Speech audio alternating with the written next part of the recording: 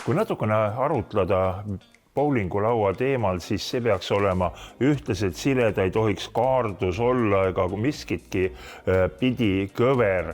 Ja üks variant kasutada siis selleks bowlingulauaks on vineeri või ristkihtpuitu. Mina aga valisin tõepoolest kase liimpuit kilbi. Teeme talle korrektse raami ümber ja selleks, et seda raami panna siia serva, freesime sellise väikese valtsi sisse ja raampuule, mul on juba, näete, need valtsid sisse freesitud, raampuud on olemas ja laseme siia välisserva peale veel 2 valtsi sisse.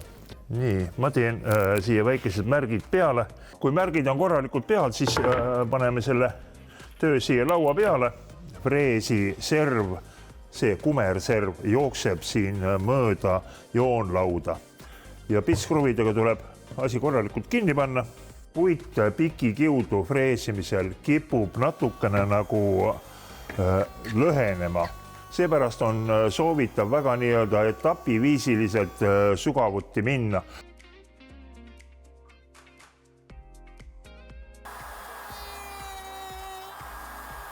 Nüüd järgmine tööetapp on meil siis lõigata need raamid paika. Siin on üks, ütleme kergelt öeldes, keeruline etapp. Nimelt me päris täpselt ju ei saa ära märkida, kus kohas see nurga koht on, kus kohast me peame lõike tegema.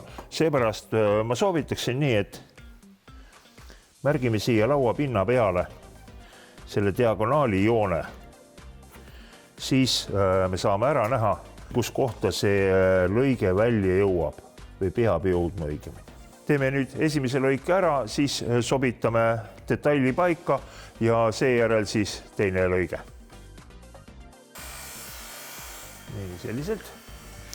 Ja nüüd sobitame ta paika. Mul on märgitud siia nendele raampuudele alla ka, milline on alumine külg, siis pole karta, et asjad kuskilt natukenegi sassi lähevad. Peab vaatama, et on korralikult sees oma koha peal. Seadistame nii, et see joon ja lõike koht on täpselt kohakuti ja nüüd teeme ka siia märgi peale. Väike soovitus on siin see, et sellistel paigutustel võiks pisikene õhuvahe sisse jääda. See tähendab, ma teen selle paar millimeetrit pikema, siis ma saan siin veel midagi sobitada. Tõmbame korralikult joone ette. Mul on parem pilt ja parem ettekujutus, kui ma teen selle märkega siia ülesse peale. Selleks nüüd, et need nurgad täpselt korralikult kokku istuksid, peavad kõik vastasküljetükid olema ühepikkused. Seega mul on nüüd ainuke mure lõigata teine küljetükk valmis ja mõõdud ma võtan siit selle pealt.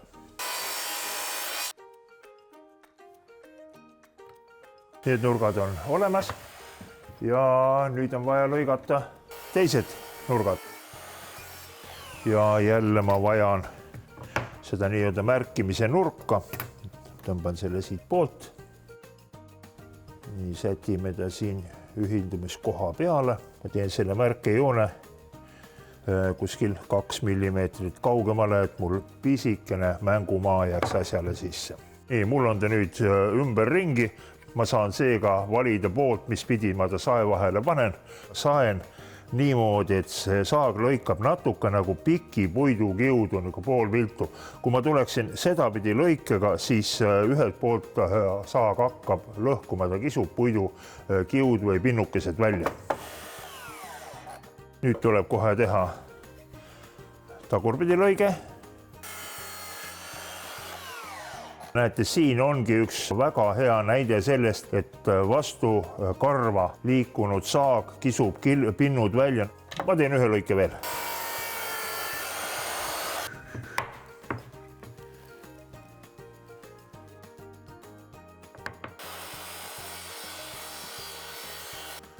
Paneme kirjad peale, alumine.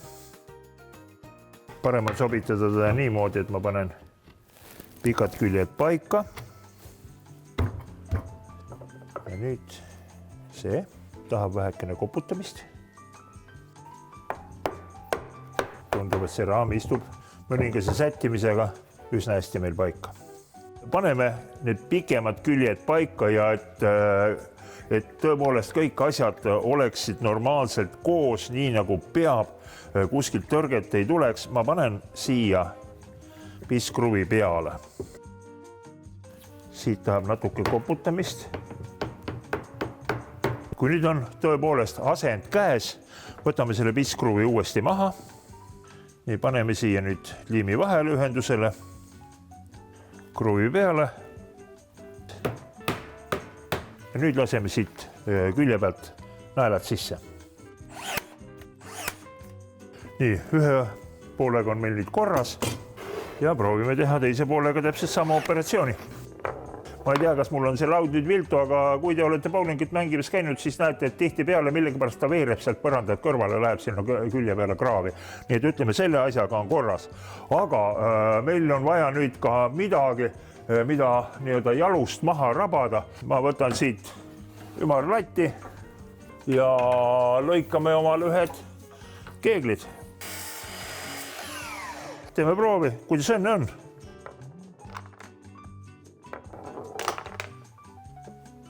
Ma ütleks, et mul läks täitsa mõnusasti. Nii et head sõbrad, kui te tunnete praegu talvel külmal ajal, et vaba aja veetmiseks õues on liiga külm, siis minge töötuppa. Natukene nokitsemist, meisterdamist. Loomulikult te võite selle teha pikema, kuuliga natukene suurema. Heitke Pinteresti pilk. Seal te leiate mitmeid ideid, kuidas teha ja kuidas kujundada oma kodust bowlingulauda.